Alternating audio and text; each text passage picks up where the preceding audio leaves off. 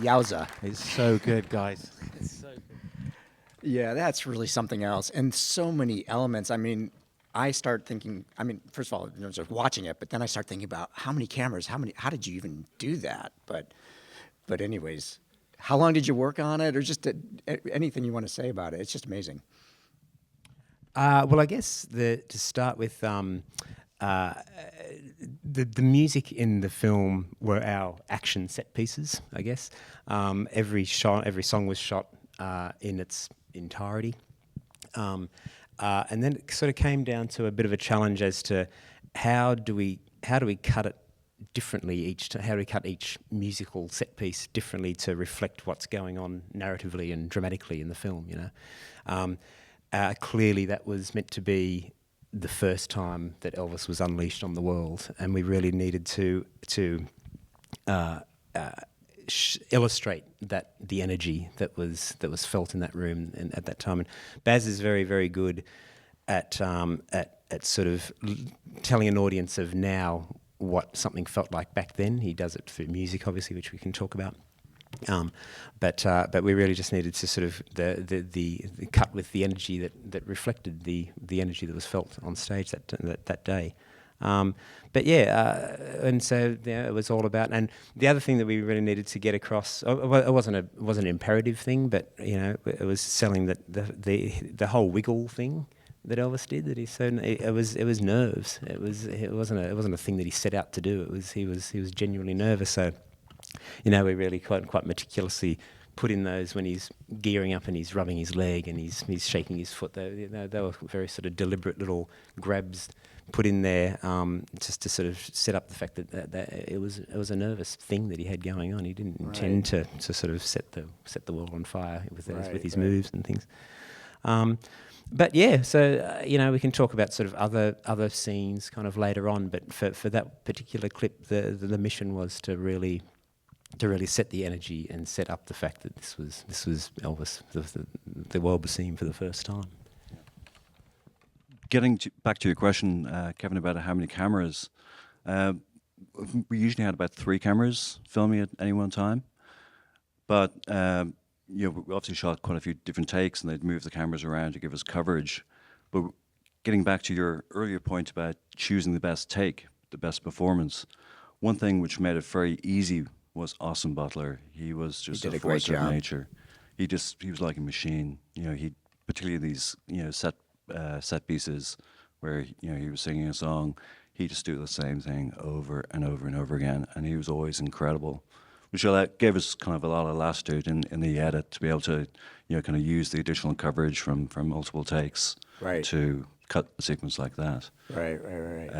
But he was incredible. So he was, definitely one of our secret weapons. Having an actor. It was one thing you didn't have to worry about. Definitely not. And any one of these scenes could have been cut looking at nothing but Austin, or looking at nothing but the audience's reaction, or looking at nothing but Colonel Tom Parker being, in awe of this new thing that he's found, this new play thing that he'd found. So yeah, it was always a weave to sort of make sure. Well, it's good because you don't want to get oversaturated with him early in the movie or anything like that. So that's a smart thing to do. So just curious, and you guys jump in too if you have any questions or anything like that. But like how long, and how do you work together? And then how long did you work on that sequence? Let's say.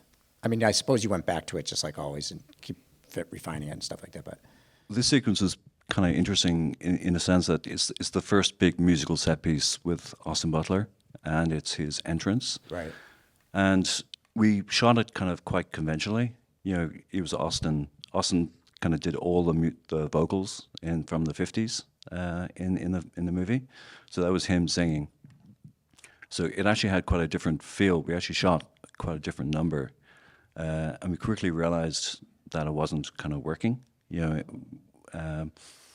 So kind of it was one of the first sequences, my friend, I think, that we identified as problematic. So you mean him as a child having the thing that wasn't all cut in originally? Well, the musical weave kind of leading up to this point, we did a lot of work in pre-production and kind of mapped that out.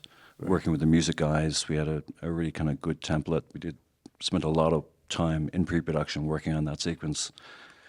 We got to a point where Baz says, it's perfect. We're doing that. We're going to shoot that, which is usually code for we'll see how it goes during the We're not filming. going to do anything and like that. He'll do something completely different. But this is one of the few cases where we actually did stick to that template quite closely. So that kind of historical weave going to the juke joint, to the Pentecostal church, and Austin in the alleyway, kind of nervous with his family and singing. That kind of was quite well planned in pre-production.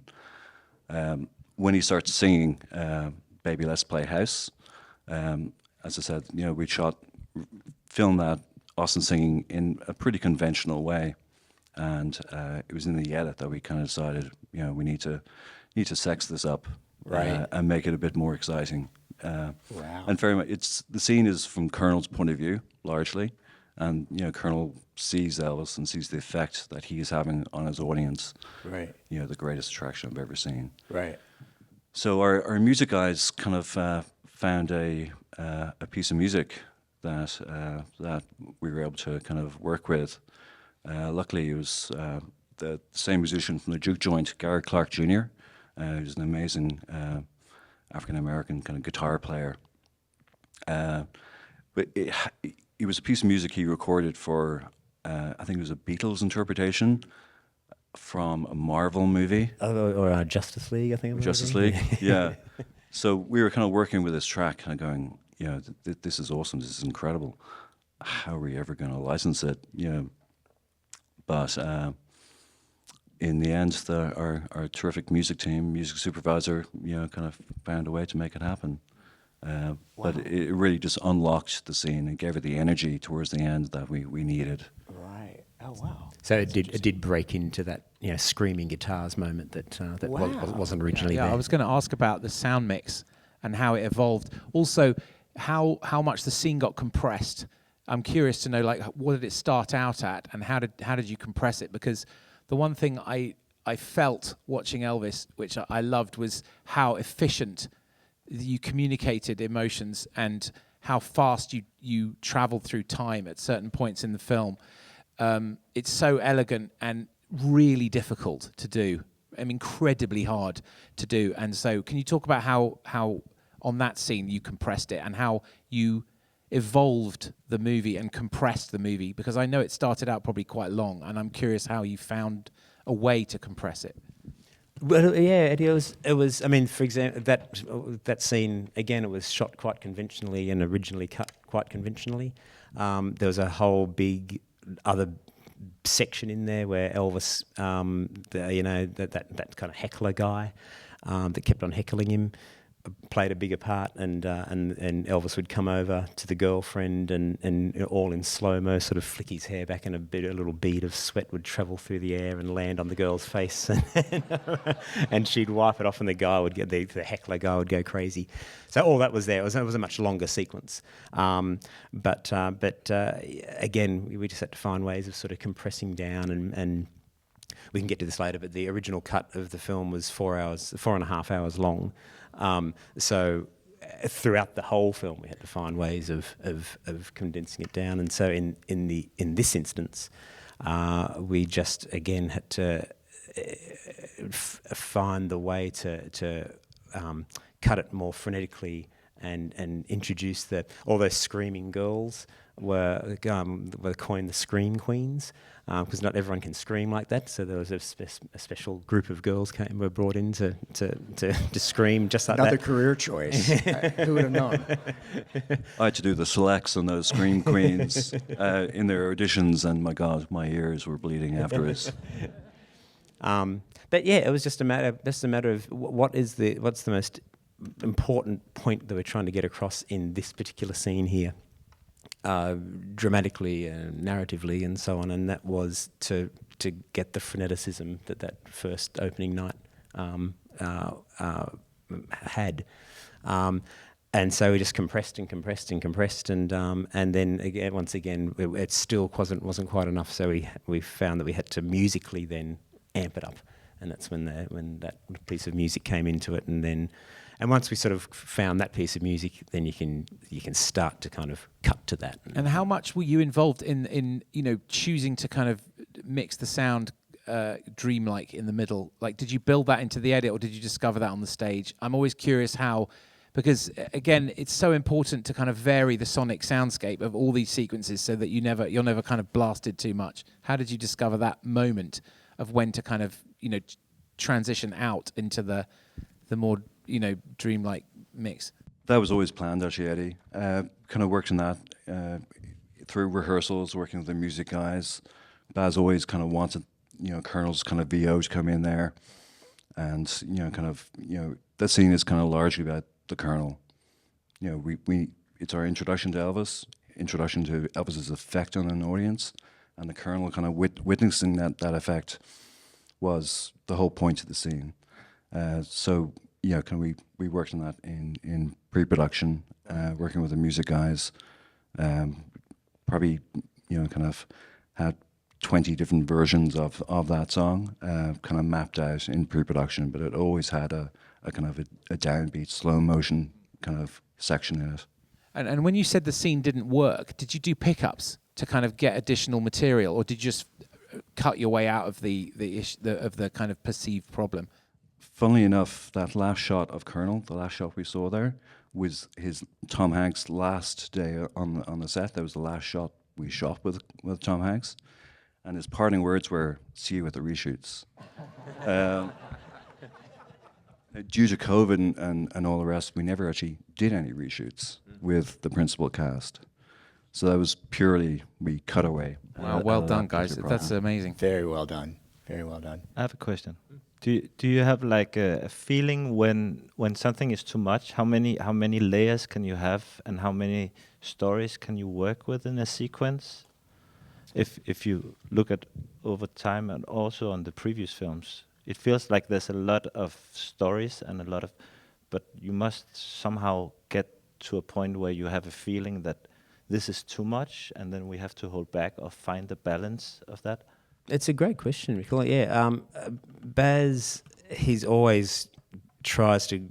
There's always like several narratives going on at the same time in any one scene. In all of his films, he doesn't like just to sort of have one scene be about one thing. But you're absolutely right, and it's only by trial and error. You cram more and more and more in, and there's the point at which it breaks. And I think that's what screenings are awesome for, and internally and external screenings. We spoke about it earlier. You just get that sort of feeling in the same way that you get a feeling about a performance. You get a feeling that you are pushing the story too far, and it will break. As to is there a way of reaching that point without breaking it? I think you sort of have to break it to know you've gone too far. But it's an awesome point that it's definitely there comes a point where you're asking too much of the audience. The audience, particularly these days, can get a lot out of a tiny weeny couple of frames of imagery, but even then, if they become geographically confused or emotionally confused, you've kind of broken it a little bit. And it helps to be two in that sense, that you can always rely on each other and ask each other. Or how does that work? Do you send scenes back and forth, or do you work on a scene and then you work on it and try and add a layer, or how does that work? For sure. I mean, having two people on a Baz Luhrmann project is fantastic. I think. What was that? A necessity. Yeah, definitely. There's a line from Moulin Rouge. Ziegler says, "Too much is never enough," and that's very much kind of Baz's mantra. As Matt said, I think he answered that kind of very well. Kind of Baz will always push things to a breaking point and beyond, and kind of pulling back. Kind of once we get some feedback and we kind of know ourselves and we've kind of broken something. But having two of us kind of working on sequences, I've worked with Matt for 23 years now in various different capacities, mostly on Baz Luhrmann projects. And, we have a tremendous kind of level of trust between each other. I think it's important on a Baz project that you can't be precious about stuff. So I think most sequences, what Eddie was referring to earlier on, the compression. There's a lot of sequences that we kind of learnt through trial and error, different forms of compression, and very often kind of a sequence in the movie might involve 4 or 5 different scenes all kind of woven together. Now Matt might have started off cutting a couple of those scenes, and I would have done the other couple of scenes, but they become a sequence then, or a new scene. So we very much ended up working on each other's stuff, and on most. That's hardly, almost the entire film. And Yeah, sorry. I was just going to say that anytime I've tried to do that, it's incredibly difficult, right? So anyone out there who's thinking that taking 3 or 4 scenes and interweaving them is something that's straightforward is, always incredibly, monumentally challenging to get it so that it feels effortless to watch and that it just flows naturally.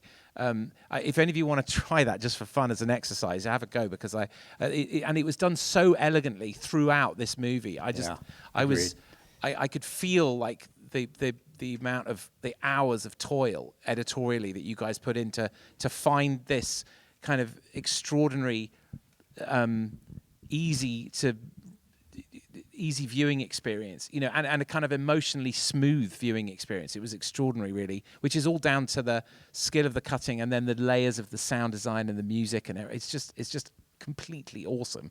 Oh, thanks so much. Thank you, Eddie. Thank you so much.